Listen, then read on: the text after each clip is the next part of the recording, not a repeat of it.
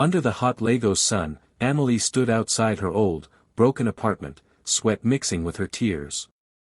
In her tired arms were her newborn twins, sleeping softly, unaware that their father had just driven away. Tebaho didn't even look back. His shiny silver car disappeared down the dusty road, leaving behind nothing but unpaid bills and a heart that felt too heavy to carry. Neighbors stood by their windows, whispering, "She won't last. She'll beg soon." Amelie heard every word, but she didn't let them see her break. She looked down at her babies, kissed their tiny foreheads, and whispered a promise to herself, that one day, these same people would speak her name with respect, not pity.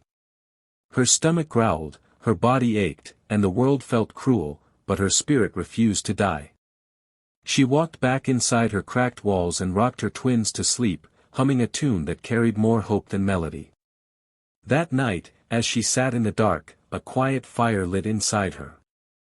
She had nothing left, no money, no husband, no help, but she had 2 reasons to fight. Amelie didn't know how or when, but she believed one day her name would shine brighter than the pain she felt. And while others slept peacefully, she planned her rise in silence. The same woman they looked down on would soon make the whole city look up. The nights were long, cold, and full of hunger.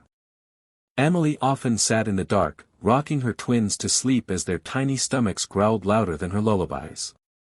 There were days when she had no idea where the next meal would come from, but she never showed her fear to her babies.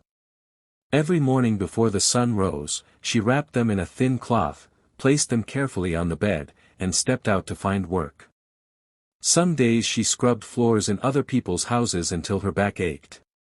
Other days she washed piles of clothes by the roadside, her fingers wrinkled and bleeding from soap and cold water.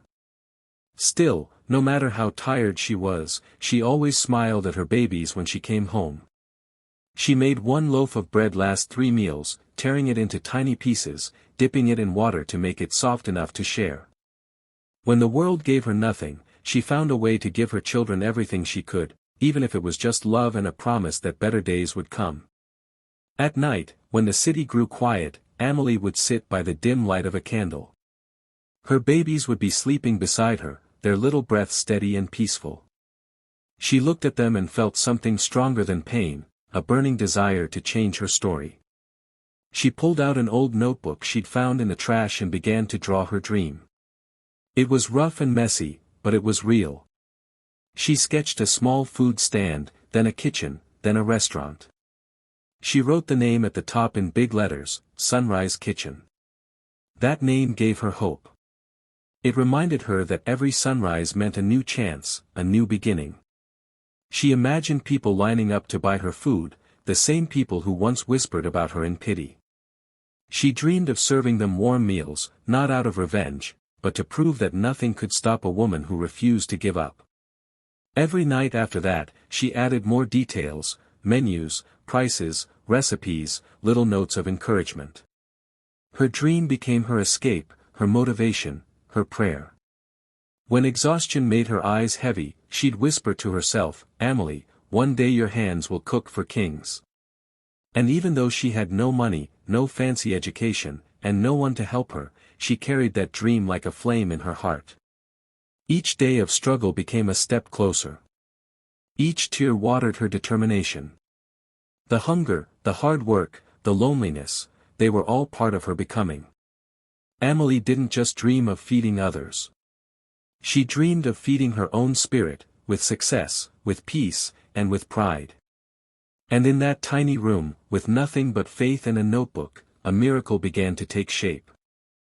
Years passed, and Amelie's dream slowly came to life. What began as drawings in an old notebook turned into a small food cart she called Sunrise Kitchen.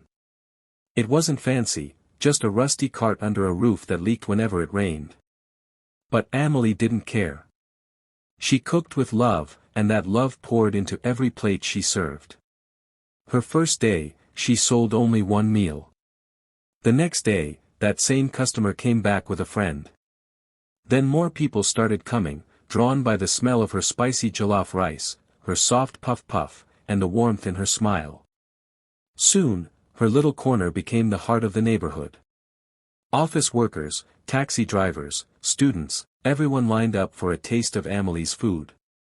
They said it felt like home in every bite.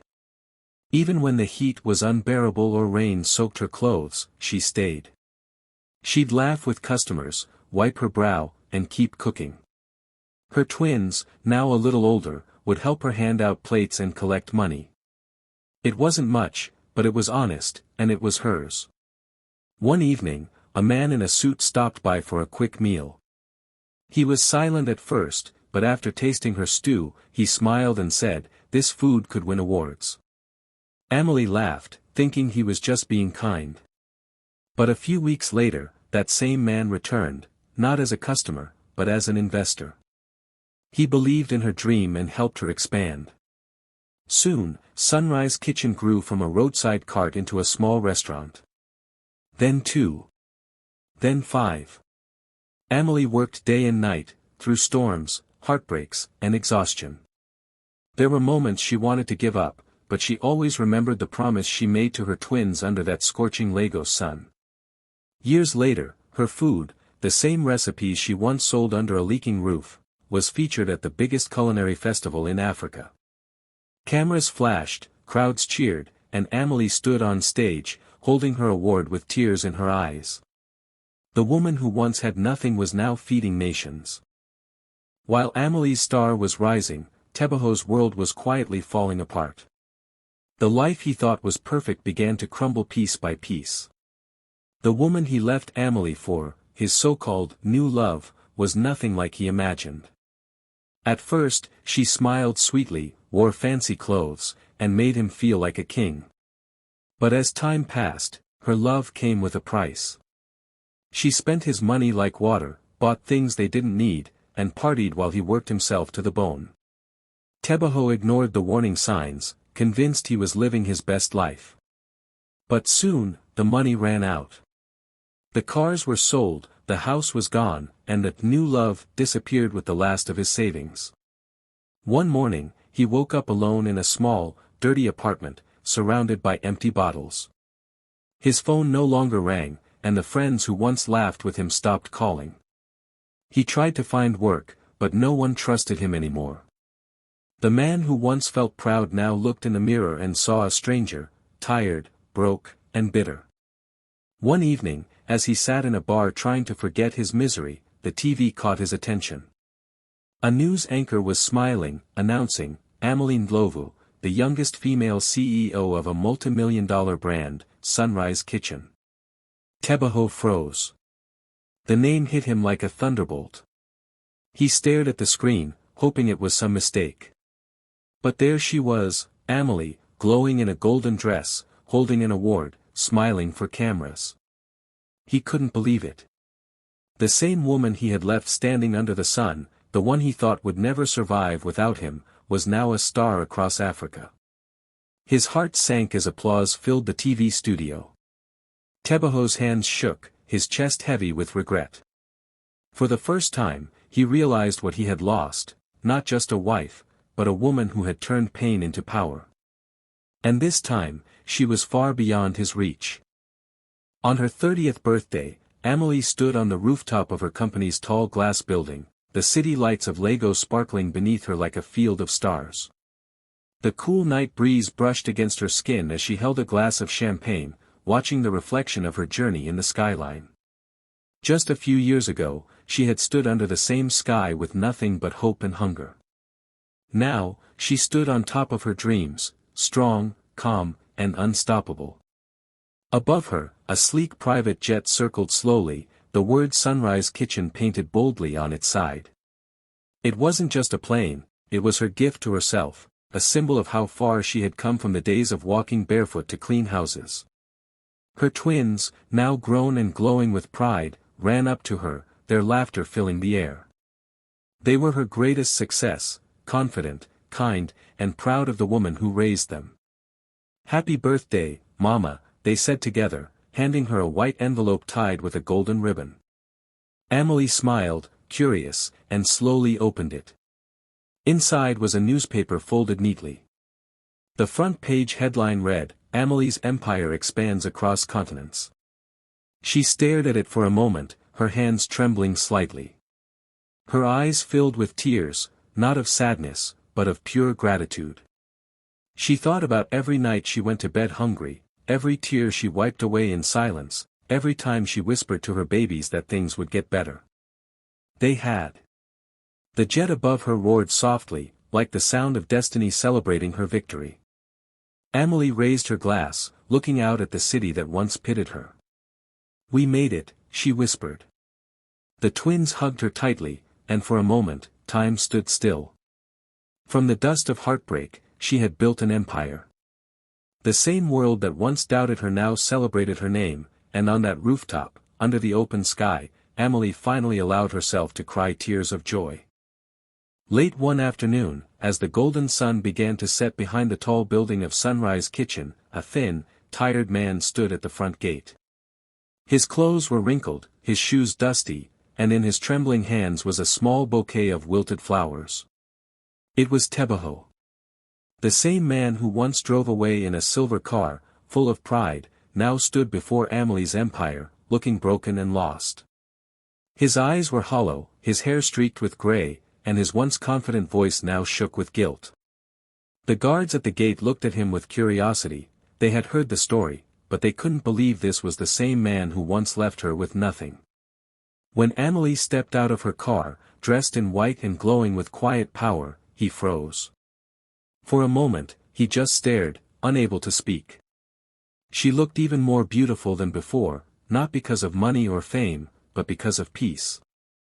She had found herself, and it showed. Slowly, Tebaho took a step forward, holding out the flowers.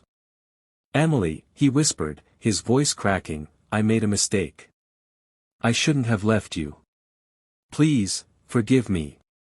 The guards looked at her, waiting for a signal.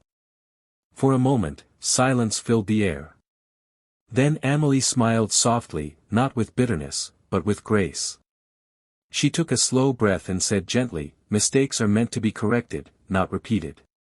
Her voice was calm, steady, full of quiet strength.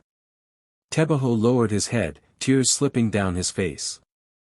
He had come hoping for another chance at love, but instead found a woman who had outgrown the pain he once caused. Amélie turned slightly to her guards and added, "If he's looking for work, tell my assistant." Then she walked away, her heels clicking against the marble floor, her twins waiting by the door.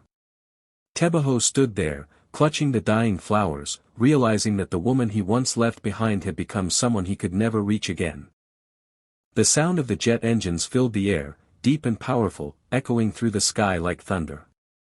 Amélie stood tall on the runway, her elegant dress flowing in the wind, her twins by her side holding her hands.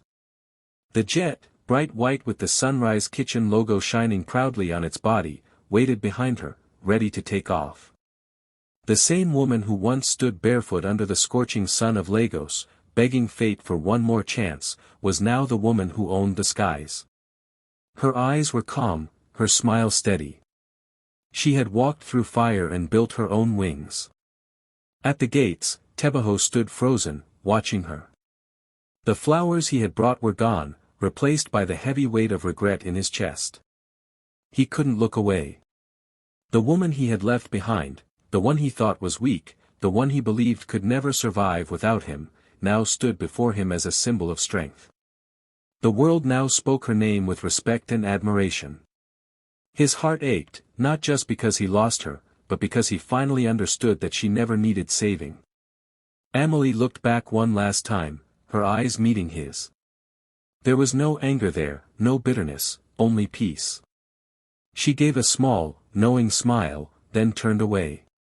Her twins squeezed her hands gently as they walked toward the jet, their laughter soft but full of pride. As the engines roared louder, the wind lifted her hair, and the jet began to move. Tebaho stood helpless, watching her step aboard, realizing he had lost not just a woman, but a miracle. The same woman he once left crying in the dust now soared above him, untouchable, unstoppable, and free. As the plane disappeared into the clouds, he whispered her name, but it was too late. Amélie didn't need anyone to save her. She had become her own miracle, and the sky itself now belonged to her. The camera of fate slowly zoomed out, showing the same neighborhood where Amelie's story began. The cracked walls, the dusty roads, the same corners where people once whispered about her, now they looked different. Bright murals covered the walls, painted with her face and her journey. One showed her holding her babies in her arms, another showed her standing proudly beside her food cart, and at the center, in bold colors, were the words, "From Tears to Triumph." Children stopped to look at it every morning on their way to school, pointing and smiling. The same neighbors who once pitied her now told her story with pride. Amelie sometimes drove through that street quietly, her heart full. She didn't come to show off, she came to remember where it all began. She looked at the murals and thought of the long nights she cried alone, the hunger, the fear, and the courage it took to keep going. But her story was never about revenge or proving anyone wrong. It was about hope, the kind that grows in silence, one small act at a time. She wanted every woman who felt broken to know that pain doesn't mean the end. When they walk away, don't chase them, build your wings. Amelie had done just that. She built her life from the dust, one step at a time, until the sky itself opened for her. Now, when people spoke her name, they did it with admiration. She had risen so high that the same ones who once looked down on her could only look up in awe. Amelie's story became a living reminder that sometimes the greatest strength is born from heartbreak, and the most beautiful flight begins after the fall.